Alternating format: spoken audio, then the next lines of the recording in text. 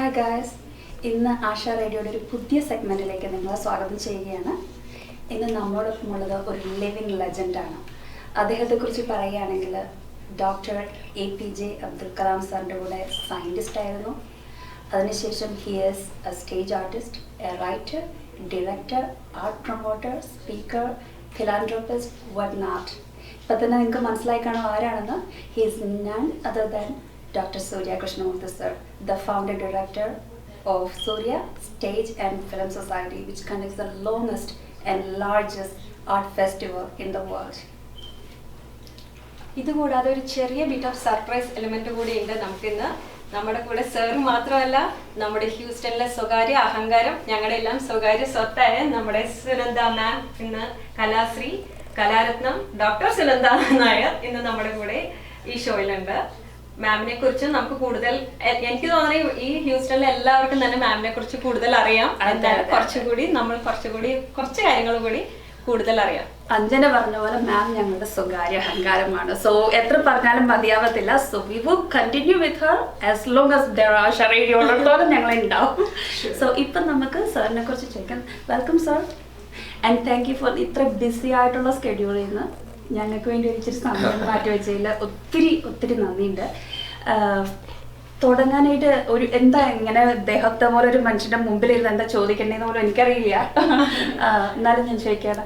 ഞാനിങ്ങനെ സാറിനെ കുറിച്ച് ഒരുപാട് വായിച്ചിട്ടുണ്ട്. അപ്പം വായിച്ചതിൽ നിന്ന് മനസ്സിലാക്കിയത് സാറ് എന്താ പറയുക, പീക്കിൽ ISROയുടെ പീക്കിൽ നിന്ന സമയത്ത് വോളണ്ടിയർ റിട്ടയർമെൻ്റ് എടുത്ത് സ്വന്തം കയ്യിൽ നിന്ന് കാശ് മുടക്കി, അതായത് ഒരു സ്വന്തം ഫാമിലി പ്രോപ്പർട്ടിയിൽ ഒരു ഇതുപോലൊരു സ്ഥാപനം തുടങ്ങുക, അതിൽ ഫ്രീ ആയിട്ട് എന്താ കലാകാരന്മാരെ പ്രോത്സാഹിപ്പിക്കാനും ഇതിനുമൊക്കെ ആയിട്ടൊക്കെ എന്തായിരുന്നു ആ ഒരു മൂവിൻ്റെ പിന്നിലുള്ള? എവരിബഡി, അത് പ്രത്യേകിച്ച് ആർട്ടിസ്റ്റിൻ്റെ കാര്യം പറയുകയാണെങ്കിൽ there are two commands. One is the inner command and the outer command. രണ്ട് കമാൻഡ് ഉണ്ട്, എല്ലാവർക്കും ഉള്ളതാണ്. അതിൽ say for example, the outer command, if a thief, he is going to a house to rob. About the inner command says that what you are doing is wrong. You are robbing money of a person who has been working in Gulf for so many years in the hot sun. He has kept this money for his daughter's marriage. Don't do that. It is sin. That is the inner command. But the outer command says that for your luxury, you need money. So don't bother about the inner command. You go and steal the house. അങ്ങനെ പറയുന്നു. അപ്പം a thief will he will obey the outer command. In the case of an artist, there is only one command. That is the inner command. And that is the order of God. അതനുസരിച്ച് കഴിഞ്ഞാൽ then God will take care of you. I am an example for that. When I resigned the job from ISRO, my two children were very small, first standard and LKG, like that. And I didn't have any income after that. After resignation, there is no income for me. But both the children are in good position today. God took care of them, not myself, because I obeyed the orders of God. So for an artist, obeying the orders of God is very important. Surrender to God. Even anyone, for example, if they are coming to me, I would only give an advice for a budding artist, that surrender to God. That is very important. If you surrender to God, God will look after.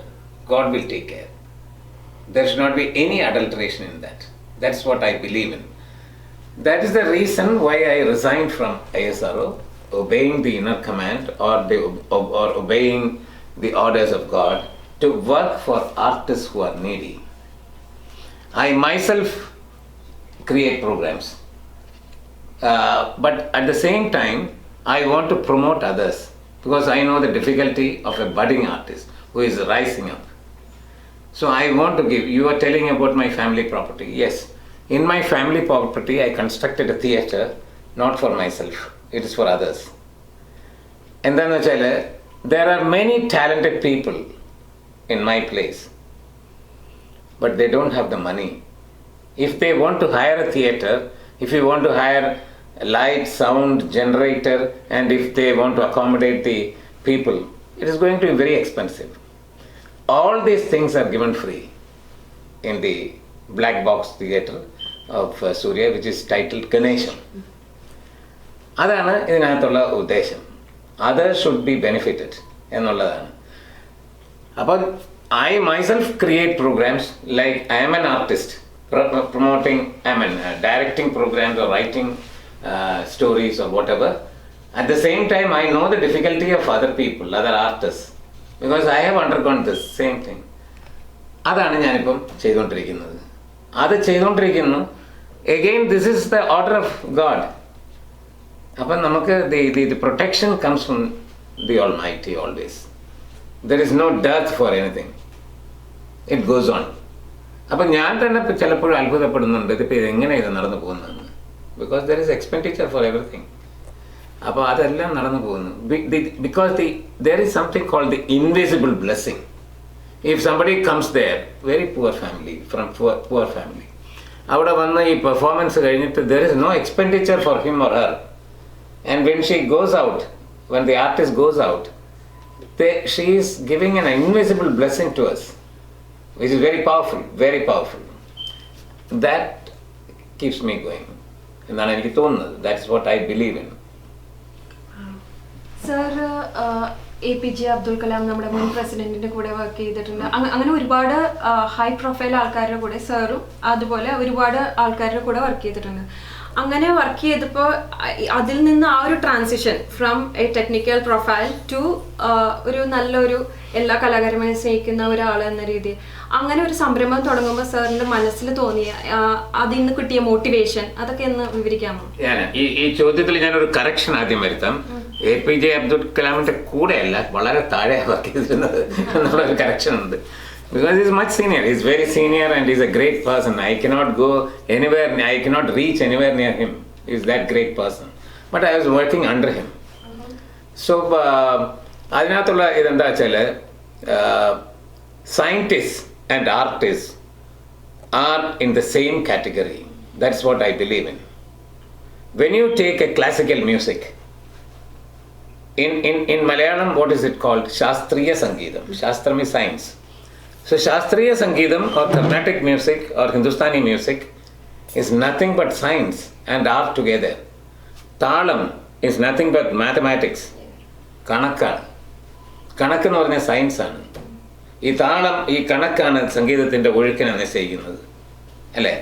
അപ്പം ഇത് രണ്ടും തന്നെയാണ്. ഇന്നലെ ഏതെങ്കിലും ഒരു dance പ്രോഗ്രാമിന് പോവുക, there is a play of light which is contributing the success of the dance program. That is science, അല്ലേ? അപ്പോൾ it's a combination of light and sound, all technical aspects and art. രണ്ടും കൂടിയാണ്. ഏതിൽ നോക്കിയാലും നമ്മളത് അതിൽ നോക്കും. ആ രീതിയിൽ നമ്മൾ scientist and artist, these two categories, they live for others. If scientist is inventing something, it is not for his house, it is for the society, അല്ലേ? അതുപോലെയാണ് ഒരു ആർട്ടിസ്റ്റും. അത് ഞാൻ പറയുന്ന genuine artist, not those who are selling their art. I am telling about an artist who is genuine. He lives for others. He is like a candle spreading light to others. അതാണ് വേണം. He is trying to purify the society through art. അപ്പോൾ സയൻറ്റിസ്റ്റും ആർട്ടിസ്റ്റിനും ഒരേ സ്ഥാനമാണ് ചെയ്യുന്നത്. ഇപ്പം scientist എന്ന് പറയുന്നവർ ആകാശത്തിലെ സത്യമാണ് തേടുന്നതെങ്കിൽ ആർട്ടിസ്റ്റ് ഭൂമിയിലെ അല്ലെങ്കിൽ മനസ്സിൻ്റെ സത്യമാണ് തേടുന്നത്. ഈ വ്യത്യാസമേ ഉള്ളൂ. പക്ഷെ രണ്ടുപേരും തിരയുന്നത് ഒന്നാണ്, സത്യത്തെ. ഇതാണ്. ഇപ്പം നമ്മൾ വളരെ വലിയ സയൻറ്റിസ്റ്റിനൊക്കെ, എനിക്കറിയാവുന്ന സയൻറ്റിസ്റ്റ് ഇന്ത്യയിലുള്ളവരാണ്, അവരുടെ കാര്യം എടുക്കുകയാണെങ്കിൽ രാജാ രാമണ്ണ അറ്റോമിക് എനർജിയുടെ, വിക്രം സാരാഭായ്, അബ്ദുൽ കലാം, എൻ്റെ ഇമ്മീഡിയറ്റ് ബോസ് ആയിരുന്ന CR സത്യ, PM സുബ്രഹ്മണ്യം, ഇതൊക്കെ എൻ്റെ immediate ബോസാണ്. I was reporting to PM Subramaniam, PM Subramaniam was reporting to CR Satya was reporting to Abdul Kalam. അതാണ് ഞാൻ പറഞ്ഞ വളരെ താഴെയാണ് ഞാൻ. അപ്പോൾ ഇവരെല്ലാം തന്നെ നോൺ ആർട്ടിസ്റ്റ് ടു.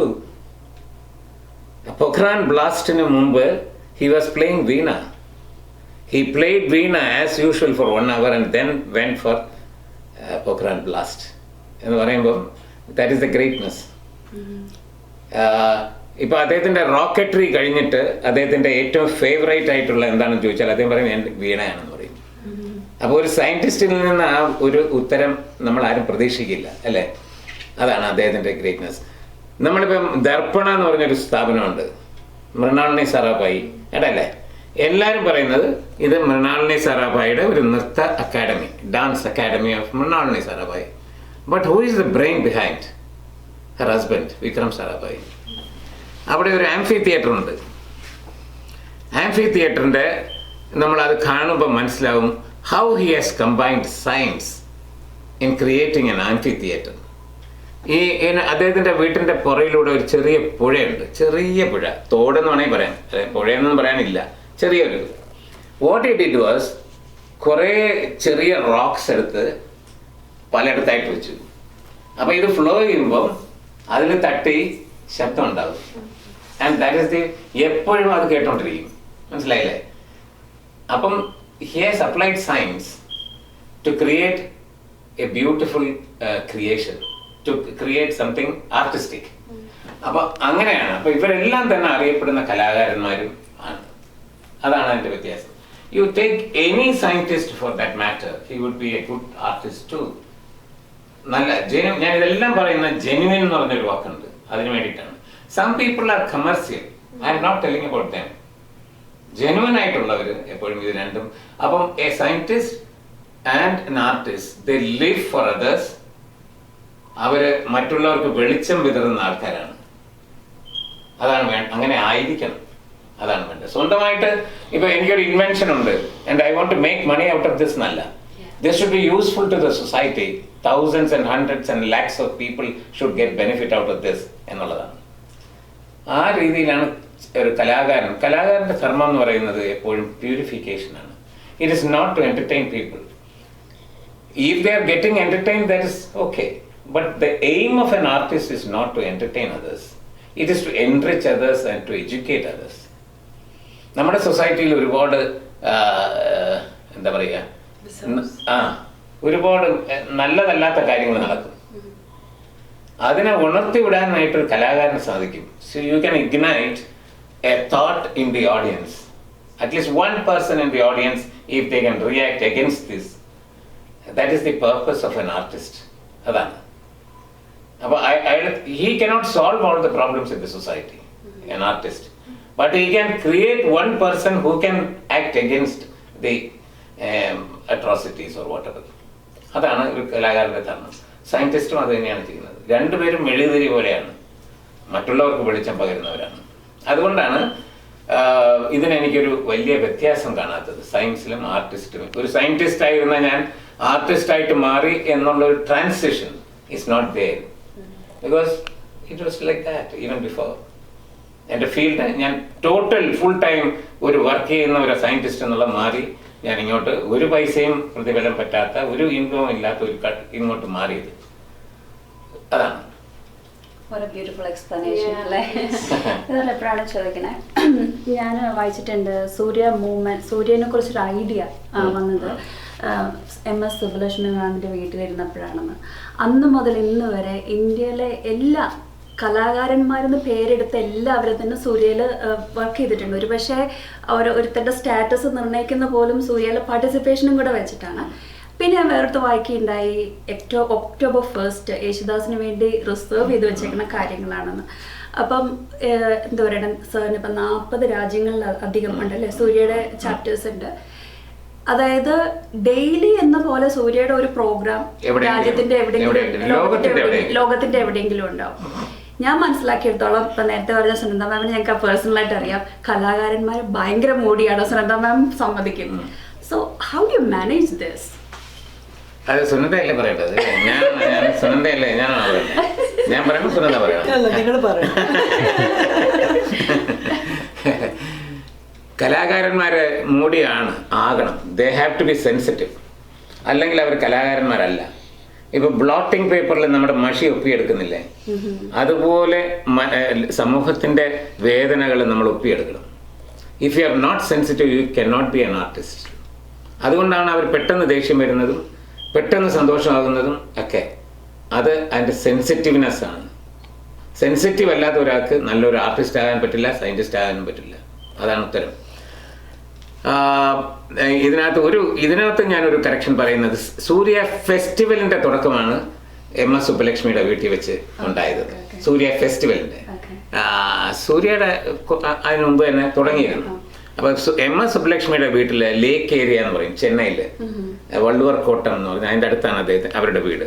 അവിടെ ഞാനും MS സുബ്ബലക്ഷ്മിയുടെ വീട്ടിലാണ് പോയത്. ഞാൻ, ദാസേട്ടൻ, മാവേലിക്കര കൃഷ്ണൻകുട്ടി നായർ, പത്മ സുബ്രഹ്മണ്യൻ, ഇത്രയും പേര് ഞങ്ങൾ അവിടെ പോയിട്ട് I presented my dream that I want to have a festival which it should be different from other festivals, and I wanted all these artists to participate as long as they can എന്നുള്ള രീതിയിൽ ഒരു ഇതാണ്. അപ്പം എൻ്റെ അടുത്ത് ദാസേട്ടൻ പറഞ്ഞു, October 1-ാം തീയതി ഞാൻ എല്ലാ വർഷവും പാടും. 42 വർഷമായിട്ട് ഇപ്പോൾ പാടുന്നുണ്ട് ഒക്ടോബർ 1-ാം തീയതി. പത്മ സുബ്രഹ്മണ്യം പറഞ്ഞു, ഞാൻ ഒക്ടോബർ 10-ാം തീയതി ഞാൻ ഡാൻസ് ചെയ്യും എന്ന് പറഞ്ഞു.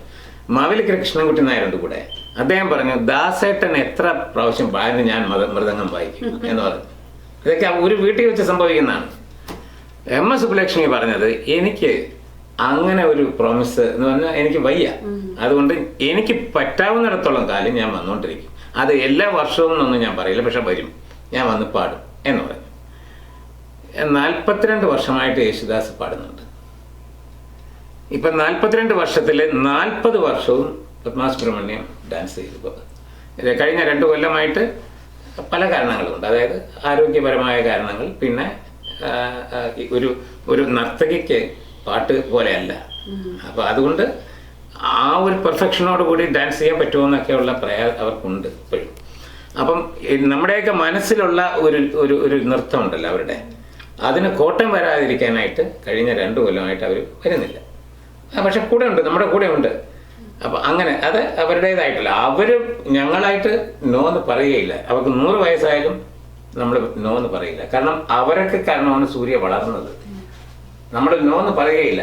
അവരായിട്ട് പറയുന്നു, സൂര്യയിൽ ഇനി കുറച്ച് ഇത് നമ്മളൊന്ന് മാറി നിൽക്കുന്നതാണ് നല്ലത്, we should give room for youngsters എന്ന് പാട്ട് പോലെ അല്ലല്ലോ നൃത്തം എന്ന് അവർ പറയുകയാണെങ്കിൽ വി വിൽ അഗ്രി. അതേ ഉള്ളൂ.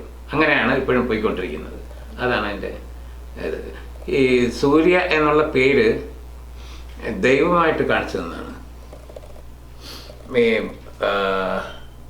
സൂര്യൻ്റെ പേരിൽ, സൂര്യ എന്ന പേരിൽ ഒരെണ്ണം തുടങ്ങണം എന്നുള്ളത് നേരത്തെ പറഞ്ഞ പോലെ ഇന്നർ കമാൻഡ് എന്ന് പറഞ്ഞില്ലേ, അതുപോലെയുള്ള ഒരെണ്ണമാണത്. അങ്ങനെയാണ് സൂര്യ എന്ന പേരിൽ ഇത് തുടങ്ങിയത്. പിന്നീട്, വളരെ പിന്നീടാണ് ഞാൻ മനസ്സിലാക്കിയത് സൂര്യൻ ഒരു നക്ഷത്രമുണ്ടെന്നും എല്ലാ മനുഷ്യർക്കും ഉള്ളതുപോലെ അത് ഉത്തരമാണെന്നും, അപ്പോൾ എൻ്റെ നക്ഷത്രമാണെന്നും ഞാൻ മനസ്സിലാക്കിയത്. ഇതൊക്കെ പിന്നീടാണ്. അപ്പം ദ ഇന്നർ കമാൻഡ് എന്ന് പറയുന്ന ദൈവത്തിൻ്റെ ആജ്ഞയ്ക്ക് ഒരുപാട് അർത്ഥമുണ്ട് എന്നാണ് ഞാൻ പറയുന്നത്. Everybody will have that command, the inner command. Obey that, God will take care of you. But most of us what we are doing is we are ignoring the inner command and doing what we need. അതാണ് പറ്റുന്നത്. അവിടെ ദൈവത്തിൻ്റെ കടാക്ഷം ഉണ്ടാകും എന്നെനിക്ക് തോന്നുന്നില്ല. ഇതാണ് അതിൻ്റെ ഉത്തരം. അപ്പോൾ ഈ പേര് വന്നത് തന്നെ ഇത് എൻ്റെ ഒരു ക്രെഡിറ്റ് അല്ല. പിന്നെ സൂര്യയുടെ ഈ വളർച്ച, ലോകത്തിലെ ഏറ്റവും വലിയ സാംസ്കാരിക സംഘടന എന്നുള്ളൊരു വളർച്ച 40 രാജ്യങ്ങളിലും, ഇതൊന്നും നമ്മൾ സ്വപ്നം കണ്ടിട്ടുള്ളതല്ല.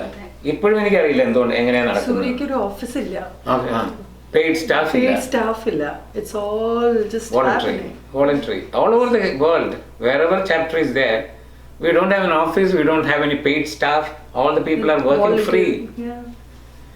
അങ്ങനെ ഒരെണ്ണമാണ്. ഇപ്പം യൂറോപ്പിലൊക്കെ വർക്ക് ചെയ്യുമ്പോൾ, ഇവിടെ അമേരിക്ക പോലെയല്ല, യൂറോപ്പ് എന്ന് പറഞ്ഞാൽ it's very expensive to hire theatre and all that. അപ്പോൾ അവരെന്താ ചെയ്യണമെന്ന് അറിയാം, പറഞ്ഞാൽ ആരും വിശ്വസിക്കില്ല. Most of the people who are connected with us are working in hospitals, nurses, pharmacy ആൾക്കാർ, ഡോക്ടേഴ്സ്, അങ്ങനെയൊക്കെ ഉള്ളവരാണ്. Most of the people are connected with the hospitals. When we announce a program for Soorya, what they do is they work overtime. Wow. And overtime salary is double the usual salary. And that salary, instead of taking to their house, they use that for booking a theatre. These are all unknown people who are promoting our culture. ഇവരുടെ ഒന്നും പേര് പേപ്പറിൽ കാണില്ല, news പേപ്പറിൽ കാണില്ല, ടെലിവിഷനിൽ കാണില്ല, ഒന്നും കാണില്ല. Hidden people. They don't want to promote their daughters or sons in this field. They are doing something for the country and their country's culture.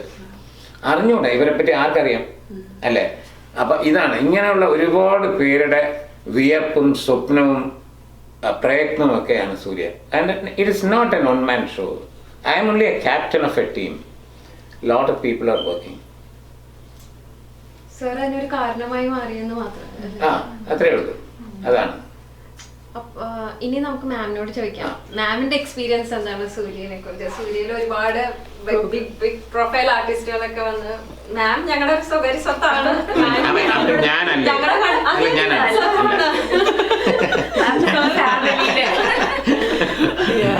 ഞങ്ങൾക്ക് റീച്ചബിൾ, എപ്പ ചെന്നാലും മാമിന്റെ അടുത്ത് ഞങ്ങൾക്ക് ഒരു സ്ഥാനം ഉണ്ടെന്ന് ഞങ്ങൾക്ക് അറിയാവുന്ന ഒരു ഓപ്പർച്യൂണിറ്റി.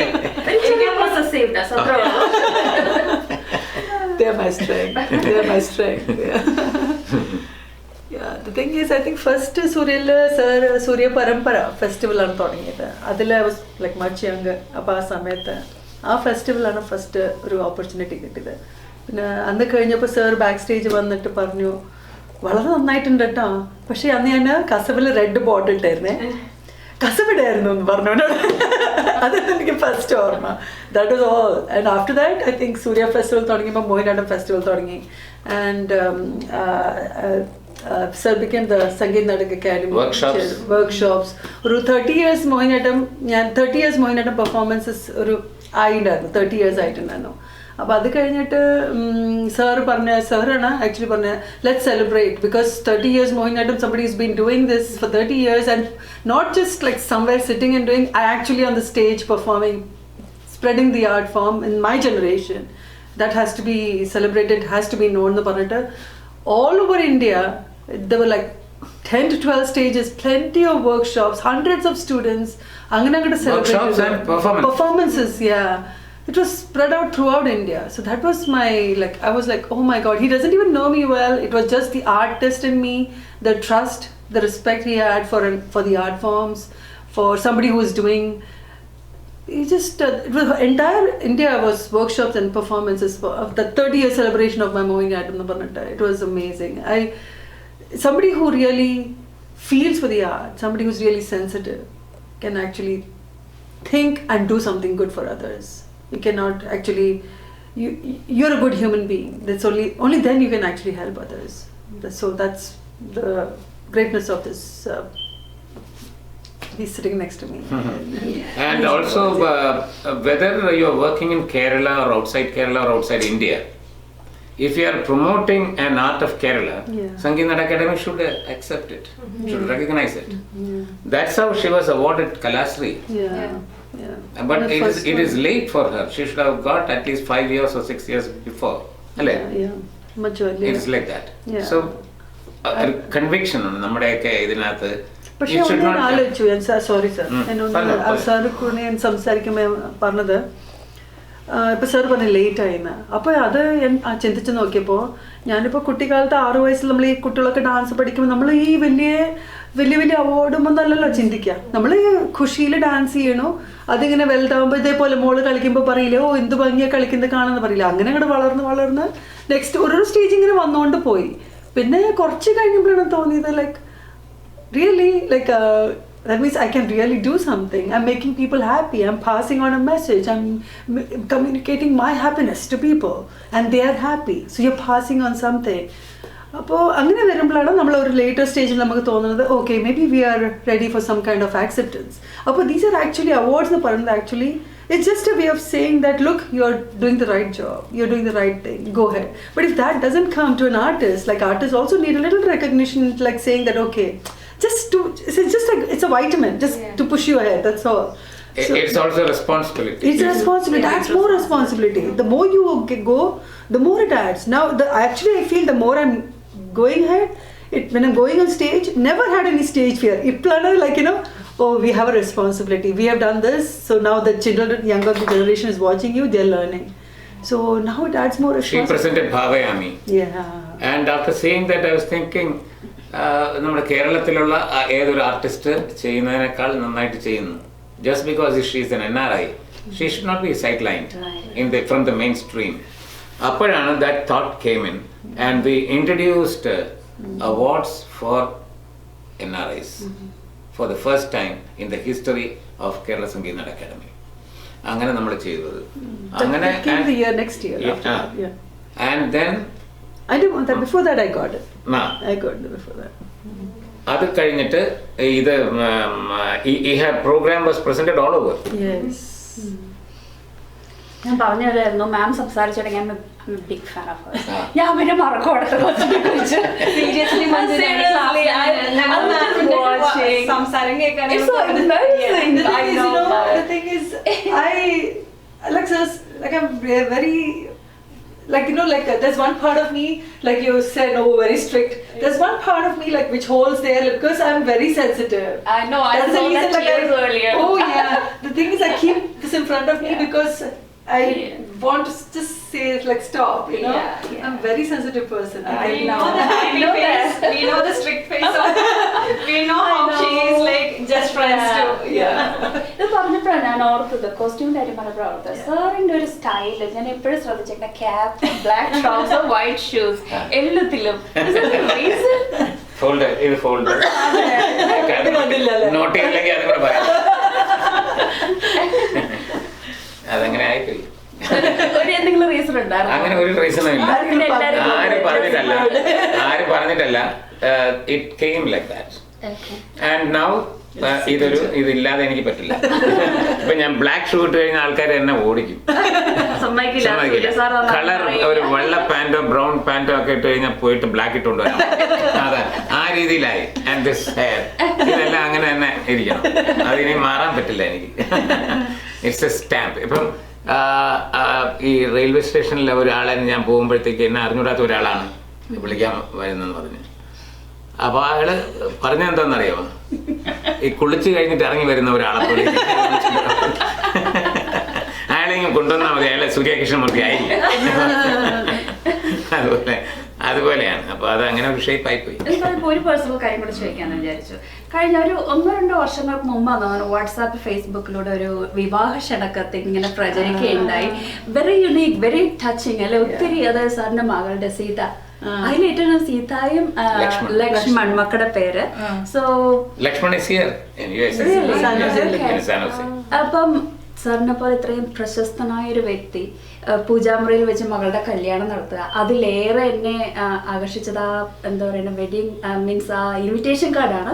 3 ഡേറ്റ്സ് കൊടുത്തിട്ട് ഒരു 6 ടൈം സ്ലോട്ടും കൊടുത്ത് you can come and bless our child എന്ന് പറയുമ്പം how did that thought come and how the family reacted? What was their response? എൻ്റെ ഒരു ആഗ്രഹമായിരുന്നു അങ്ങനെ ഒരു കല്യാണം നടത്തണം എന്നുള്ളത്. പക്ഷേ അതിന് എൻ്റെ വീട്ടുകാരും കൂടെ സമ്മതിക്കണം. ആ കല്യാണം കഴിക്കുന്ന ആൾക്കാരുടെ വീട്ടുകാരും സമ്മതിക്കണം. അവർ രണ്ടും സമ്മതിച്ചു എന്നുള്ളതാണ് ഇതിനകത്ത് ഏറ്റവും വലിയ കാര്യം. ഞാൻ ഏതൊരു അച്ഛനെയും പോലെ ഒരു മകൾക്ക് വേണ്ടിയിട്ട്, മകൾ ജനിച്ചു കഴിഞ്ഞാൽ പിന്നെ നമ്മൾ പൈസ കുറച്ച് സേവ് ചെയ്ത് വെക്കും.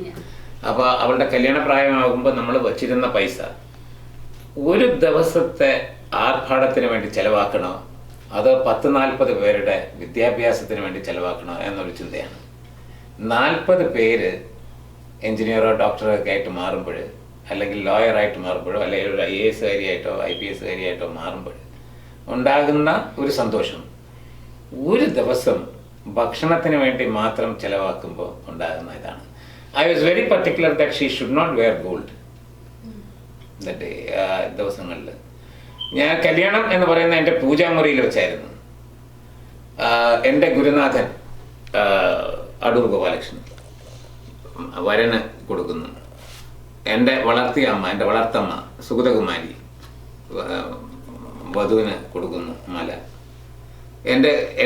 എന്നെ സ്കൂളിൽ പഠിപ്പിച്ച പീർ മുഹമ്മദ് സാറ്, ഈ 3 പേരും എൻ്റെ ഭാര്യയും മോനും മാത്രമേ ഉണ്ടായിരുന്നുള്ളൂ കല്യാണത്തിന്. എൻ്റെ പൂജാമുറിയിൽ വെച്ചാണ്. എൻ്റെ സാറാണ് പീർ മുഹമ്മദ്, അദ്ദേഹമാണ് ഇതെല്ലാം കെട്ടിയത്, എല്ലാം ചെയ്തത്.